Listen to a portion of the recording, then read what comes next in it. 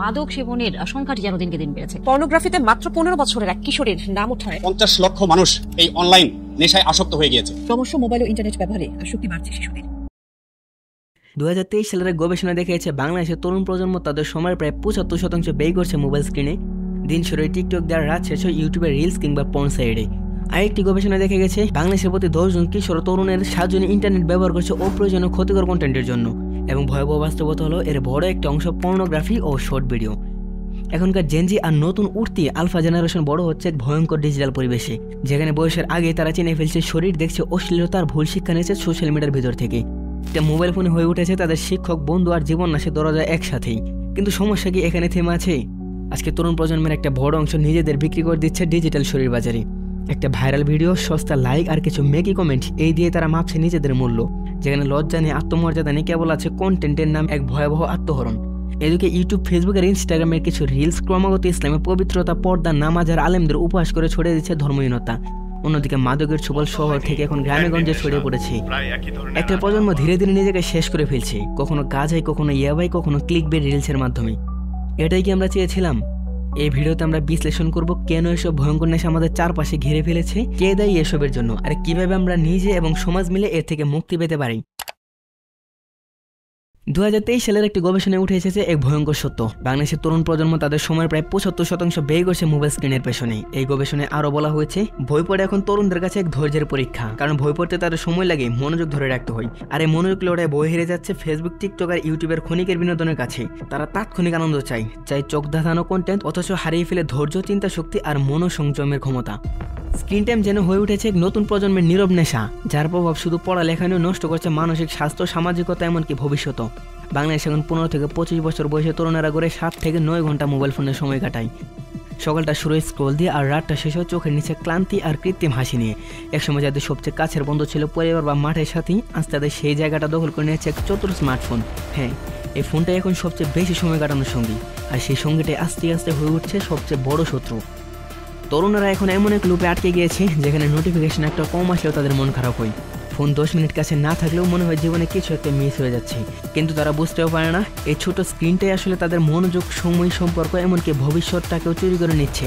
Social মিডিয়ার content দেখতে দেখতে তারা নিজেকেও চিনতে পারে না। এক একটা ভিডিও দেখে তারা হয়ে যায় আরও অস্থির, আরও লোভী, আরও একা। এই আসক্তি এখন শুধু বিনোদন নয়, এটা এক প্রকার ডিজিটাল ড্রাগস। চোখের ভেতর ঢুকে মগজের নেশা ধরিয়ে আর মানুষটাকে আস্তে আস্তে রোবটের মতো বানিয়ে ফেলে। স্ক্রিনের নেশা আমাদের অনেক সময় নিয়ে যায় এমন এক জায়গা যেখানে আমরা নিজেকে হারিয়ে ফেলি, বিশেষ করে যখন আমাদের চোখ ধরে না ভালোবাসা, না শ্রদ্ধা, না সত্যকারের বন্ধুত্বে। আর সবচেয়ে ভয়ঙ্কর জায়গাগুলো হলো পর্নোগ্রাফি, যা বাংলাদেশের তরুণ সমাজে এখন ভয়াবহ নিঃশব্দ মহামারীর মতো ছড়িয়ে পড়েছে। বাংলাদেশের 70% কিশোর নিয়মিত পর্নোগ্রাফি দেখে, যা অনেক সময় 11 থেকে 12 বছর বয়স থেকে শুরু হয়। এটা কেবলমাত্র একটি সাধারণ কৌতূহল না, এটা এক ধরনের মানসিক আসক্তি যা তরুণদের মন ও দেহ দুই ধ্বংস করে দিচ্ছে। তারা শরীর খুঁজে কিন্তু ভালোবাসা খুঁজে পায় না, তারা সম্পর্ক খুঁজে কিন্তু বিকৃত ভুল চিন্তাধারায় আটকে পড়ে। এর ফলে তারা সত্যিকার মানবীয় অনুভূতি থেকে ক্রমশ দূরে সরে যাচ্ছে। ঢাকা বিশ্ববিদ্যালয়ের গবেষণায় পাওয়া যায় পর্নোগ্রাফি আসক্তদের মধ্যে আত্মহত্যার চিন্তা 2.4 গুণ বেশি। এছাড়াও তার মানসিক অস্থিরতা, ডিপ্রেশন ও সামাজিক বিচ্ছিন্নতার শিকার হওয়ার সম্ভাবনা বেশি। বিশ্বব্যাপী বিভিন্ন গবেষণায় দেখা যায় পর্নোগ্রাফি আসক্ত প্রভাব ফেলে তরুণদের মনোযোগ, স্নায়ুতন্ত্রের কার্যক্রম এবং ব্যক্তিত্বের বিকাশে। যারা দীর্ঘদিনের নেশায় জড়িয়ে পড়ে তারা ঘৃণা, লজ্জা, অপরাধ ভোগেন। সামাজিক বিচ্ছিন্নতা, একাকিত্ব বেড়ে যায়। ভবিষ্যৎ পরিকল্পনা, আত্মবিশ্বাসে দুর্বল হন। যখন তরুণেরা দীর্ঘ সময় স্ক্রিনে অতিরিক্ত সময় কাটায়, বিশেষ করে পর্নোগ্রাফি কন্টেন্টের সাথে, তখন তাদের মস্তিষ্কে ডোপামিন নামক রাসায়নিক অতিরিক্ত মুক্তি পায়। এই আসক্তি তাদের বাস্তব জীবনের সম্পর্ক, পড়াশোনা ও মানসিক শান্তি নষ্ট করে। পর্নোগ্রাফির মতো বিষাক্ত আসক্তি যখন মনের শান্তি নষ্ট করে, তখন অনেক তরুণ অন্য এক ধরনের স্বস্তি খুঁজতে শুরু করে। একটা ঝুঁকিপূর্ণ খেলা যেটা অবলম্বন করে তারা নিজেদের জীবনকে আরও অন্ধকারে নিয়ে যাচ্ছে। আজকের বাংলাদেশে অনলাইন জুয়া এক ভয়াবহ সমস্যার রূপ নিয়েছে। ফুটবলবাজি, গেমবেলিং অ্যাপ, রেফার, কেলেঙ্কারি, এসব নাম শুনলে হাজার হাজার তরুণের রাতের নিদ্রাহীনতার চোখের সামনে ভাসি। মাঝরাতে হেডফোন দিয়ে বাজি ধরে বুক দৌড় বানানো, বিকাশে টাকা বাড়ানো, কয়েন কিনে ক্যাসিনো খেলা এখন তাদের জীবনের একটা অংশ। হারলে গালি, জিতলে অহংকার, আবার হারলে লুণ্ঠনের চক্র চালু হয়। বন্ধুর ফোন বিক্রি, মায়ের হাত থেকে টাকা নেওয়া, পরিবারে ভাঙন, সব মিলে এক ভয়ঙ্কর দুঃস্বপ্নে পরিণত হচ্ছে অনেক তরুণের জীবন। বাংলাদেশের টেলিযোগাযোগ নিয়ন্ত্রণ কমিশনের সাম্প্রতিক রিপোর্ট অনুসারে প্রতি মাসে প্রায় 3 লক্ষাধিক তরুণ অনলাইন জড়িয়ে পড়ছেন। এদের মধ্যে অনেকে স্কুল, কলেজ পড়ুয়া ছাত্র, যারা হয়রানিতে শিকার হচ্ছে, আর্থিক সংকটে ফেলা হচ্ছে, এমনকি আত্মহত্যার পথ বেছে নিচ্ছেন অনেকে। বিশ্ব স্বাস্থ্য সংস্থা জানায় গেমবেলিং আসক্তি মানসিক স্বাস্থ্য, পারিবারিক জীবনের জন্য একটি গুরুতর হুমকি। বাংলাদেশেও এই সমস্যা দ্রুত ছড়িয়ে পড়ছে, যা প্রজন্মের ভবিষ্যৎ সংকটের কারণ হতে পারে। আগে খেতে ছিল অর্জনের ফল, আজ খেতে মানে একটা ভাইরাল ভিডিও, অদ্ভুত হাসি, কিছু শরীর দেখানোর দৃশ্য আর 2 লাইনের প্রেমের সংলাপ। ভিউ এখন হয়ে উঠেছে নেশা, আর শরীর সেই ভিউয়ের সহজ পুঁজি। অনেক তরুণ তরুণী আছে টিকটকার স্টার হবার আসে নিজের আত্মমর্যাদা বিসর্জন দিচ্ছেন। ভালোবাসা, সম্পর্ক, চরিত্র সবকিছু যেন এখন কন্টেন্টেরই একটা অংশ মাত্র। ছেলেরা মনে করছে মেয়েদের সাথে নাটক, চ্যালেঞ্জ, পাবলিক হিউম্যানিয়েশন। মেয়েরা ভাইরালের আশাই পড়ছে শর্ট ড্রেস, করছে বিতর্কিত ডায়লগ। সেলিব্রিটি হওয়ার সাথে অর্থের লোভ, এই দুটো জিনিসের কারণে টিকটকের এই অপরাধী চক্রে জড়িয়ে পড়তো কিশোরী মেয়েরা। যখন খ্যাতির নামে শরীর বেচাকেনা হয়ে যায়, যখন সম্পর্ক আর আত্মসম্মান টিকটকে লাইক দিয়ে মাপা হয়, তখন অনেক তরুণের ভেতর ভেঙে পড়ে, চোখে মুখে হাসি থাকলেও মনটা থাকে থেতলানো।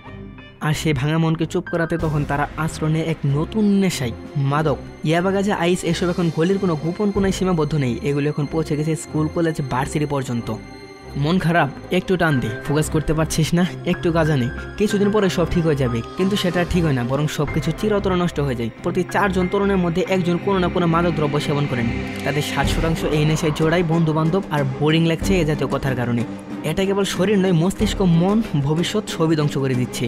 কেউ পরিবার থেকে চুরি করে, কেউ পড়াশোনা বাদ দিয়ে ঘেঙে জড়িয়ে পড়ে, কেউ নিজের শরীর বিক্রি করে মাদকের টাকা জোগাড় করে। অবশেষে হয় জেল, না হয় জানাজা। বিশ্ব স্বাস্থ্য সংস্থার তথ্য অনুযায়ী মাদকাসক্ত তরুণদের মধ্যে 73% ডিপ্রেশনে ভোগে। আত্মহত্যার ঝুঁকি বেড়ে যায় প্রায় 5 গুণ। অনেকে জীবনে শেষ দশক পার করে ফেলে বেকার, অসুস্থ আর একা। এই নেশা এমন এক ঘূর্ণিপাক যেখানে একবার ঢুকে গেলে আর ফেরা যায় না। দিন শেষে একটাই প্রশ্ন থেকে যায়, এতটুকু বয়সে এত বড় ধ্বংস কেন? আমাদের সমাজ যখন এইসব সমস্যার মধ্যে ডুবে রয়েছে, তখন বাদ দেয়নি আমাদের ধর্মকেও। তারা নানাভাবে আমাদের ধর্মকে ছোট করছে। আজকাল ইসলাম একটা কন্টেন্ট হয়ে গিয়েছে। 10 সেকেন্ডের রিল দেখে মানুষ হালাল হারাম বিচার করছে। কেউ হুট করে নিজেকে শাহী দাবি করছে, কেউ আবার ইসলাম শেখার নামে মানুষকে বিভ্রান্ত করছে। যেই দিন শেখার কথা ছিল জীবনের গভীরতা থেকে, সেটা শেখা হচ্ছে টিকটক বা ইউটিউবের থাম্বনেইল দেখে। পিউ রিসার্চ বলছে বর্তমানে 63% তরুণ ধর্ম নিয়ে বেশি মতামত দেয়, কিন্তু তারা সঠিক জ্ঞান জানে না। ফলে যা হচ্ছে, কেউ ধর্ম নিয়ে ট্রোল করে ভাইরাল হচ্ছে, কেউ এক চোখে ইসলামকে দেখে চরম পন্থা বানিয়ে নিচ্ছে। কেউ দিন মানে মনে করছে কোনো নোটবুক না, শুধু ফলোয়ার বাড়ানো। কিন্তু আসল দিন তো হয় মন বদলের নাম। ভিডিও এডিটিং দিয়ে ইমান তৈরি হয় না, আর যদি ইমান তৈরি হয় ক্লিক বেইটি দেখে, তাহলে সেই ইমান বাতাসের মতোই সহজে উঠে যায়। ভাইরাল হন ঠিক আছে, কিন্তু নিজের আত্মাকে হারিয়ে নয়। আল্লাহকে চিনুন কন্টেন্ট দেখে নয়, নীরবে, গভীর এবং সত্য থেকে। Depression, anxiety, identity crisis, insomnia, panic attack, এসব নাম এখন আর বিদেশি শব্দ নয়। এগুলো এখন আমাদের বাসার ছেলেটার, পাশের ফ্ল্যাটের মেয়েটার বাস্তবতা। এনএসসির জরিপ অনুযায়ী 32% টিনেজার নিয়মিত আত্মহত্যার চিন্তায় ভোগেন। 12% ভুগছে পিটিএসডিতে। 18% জানেন না তারা কে কিংবা কেনই বেঁচে রয়েছেন। এগুলোর জন্য দায়ী কে?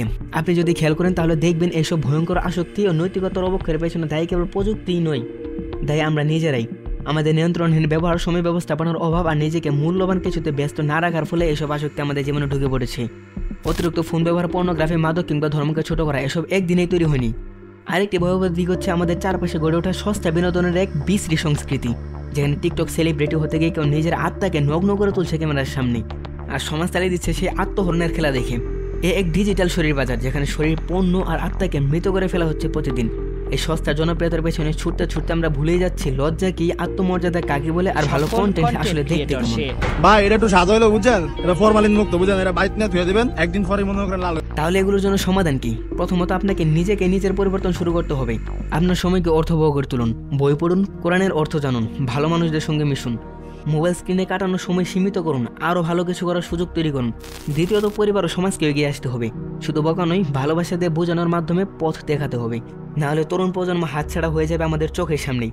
তৃতীয়ত আমাদের রাষ্ট্র, শিক্ষা প্রতিষ্ঠান, এমনকি ডিজিটাল প্ল্যাটফর্মগুলোকে দায়িত্ব নিতে হবে। নষ্ট কন্টেন্টকে নিয়ন্ত্রণ করা, ভালো কন্টেন্টকে উৎসাহ দেওয়া এবং তরুণদের মধ্যে সচেতনতা তৈরি করা এখন সময়ের দাবি। আল্লাহ তাআলা বলেন, নিশ্চয় আল্লাহ কোনো জাতির অবস্থার পরিবর্তন করেন না যতক্ষণ না তারা নিজেদের অবস্থা নিজেরাই পরিবর্তন করে। সূরা আর-রাদ আয়াত 11। ততক্ষণ পর্যন্ত কোনো জাতির ভাগ্যের চাকার পরিবর্তন করে না যতক্ষণ পর্যন্ত ওই জাতি নিজে নিজের ভাগ্যের চাকার পরিবর্তন করতে না চায়। চিল্লা এখন ঠিক কিনা? সর্বশেষ কথা, আপনি যদি সত্যি নিজের জীবনের পরিবর্তন আনতে চান, তবে আজই সিদ্ধান্ত নিন, অন্ধকারের দিকে নয় আলোর দিকে হাঁটবেন।